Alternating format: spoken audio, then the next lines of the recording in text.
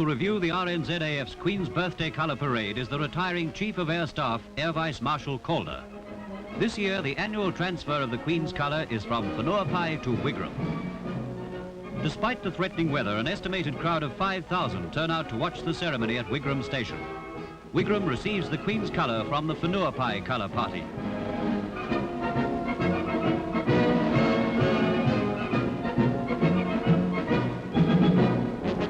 Having taken the colour, the Wigram contingent moves smartly back to the flight for the march past.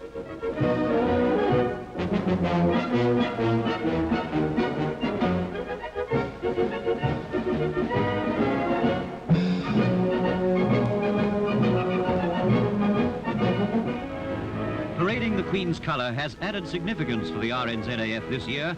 1962 marks their 25th anniversary. And it's the last time the salute will be taken by the present Chief of Staff, Air Vice-Marshal Calder, who's retiring shortly.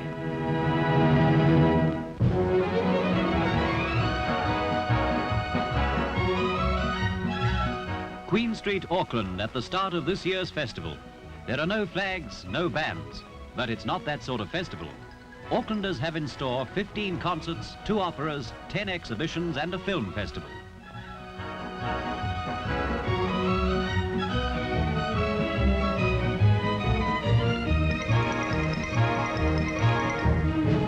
Down at the Prince's Wharf shed before the official opening of the Maritime exhibition, the ever-present small boy is trying out the Ardmore Engineering School's hovercraft.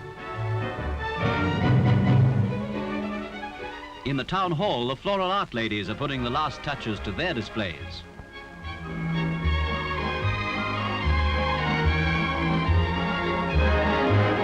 And in the town hall's garden-like interior, distinguished authoress Miss Nio Marsh declares the 14th Festival of Arts open. At the museum, there's an exhibition of primitive sculpture. Dominating it is a 7-foot wooden lady from the Caroline Islands with figure and features of austere simplicity. On the walls are Pacific and African masks that only need the beat of drums to set them moving.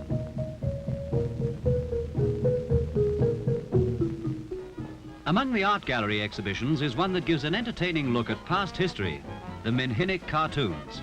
For over 30 years, he's kept the top half of the North Island laughing. Remember Life in Auckland, Hypertension Department? Or sometimes I feel these Takapuna types don't cooperate as they might. Or it's in the income tax building.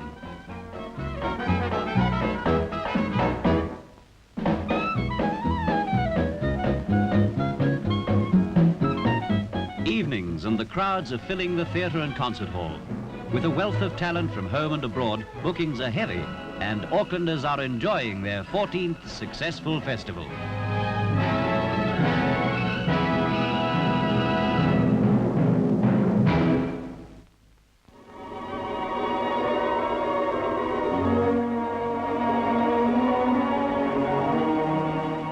In the extreme southwest of New Zealand is FIORDLAND National Park. Glaciers of the Ice Age carved out its valleys, its lakes and its sounds, and left behind landscapes and seascapes renowned for their grandeur. Cruise liners in Milford Sound glide close to the shore. The cliff sides plunge straight down for hundreds of fathoms and tower up for thousands of feet. At Milford's head is the hotel, 11 miles in from the open sea. Away from the hotel stretch the mountain peaks, standing above landlocked water, a scenic pattern so typical of this region.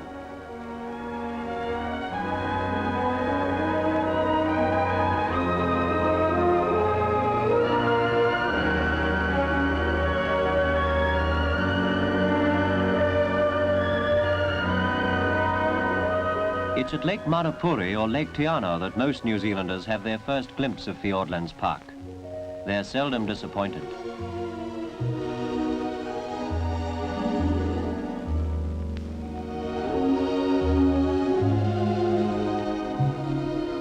The exploring holidaymaker moves up the Eglinton, probably the most beautiful valley in all New Zealand.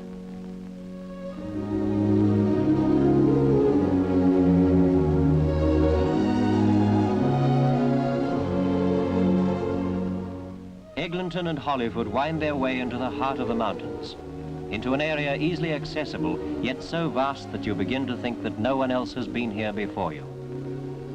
In 3 million acres, you feel rather insignificant.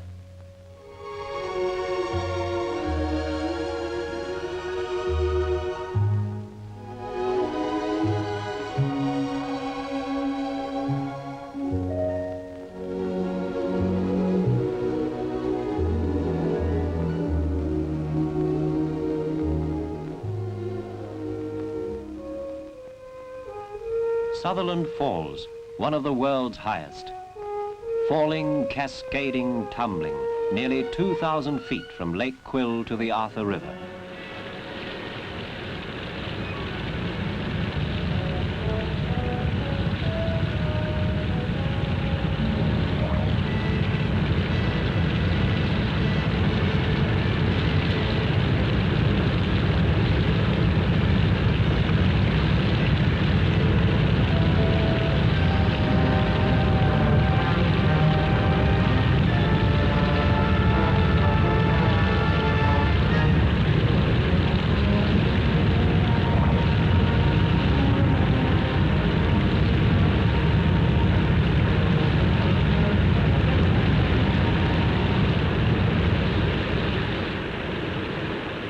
Like all our national parks, this is a sanctuary where birds live little disturbed by man's intrusion.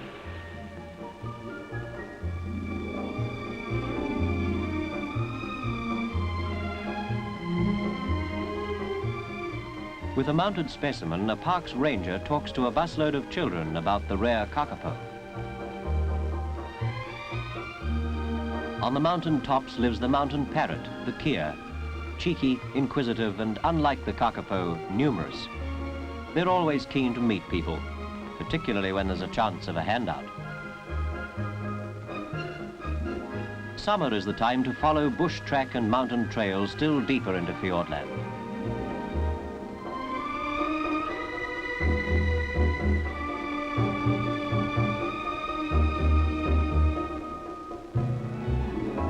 The tracks lead over the mountain passes to the edges of deep valleys that give this park its feeling of immensity, of remoteness.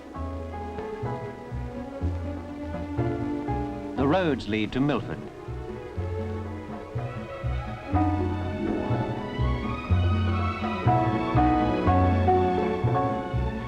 They lead to comfort, to days of relaxation and excursions across the Sound.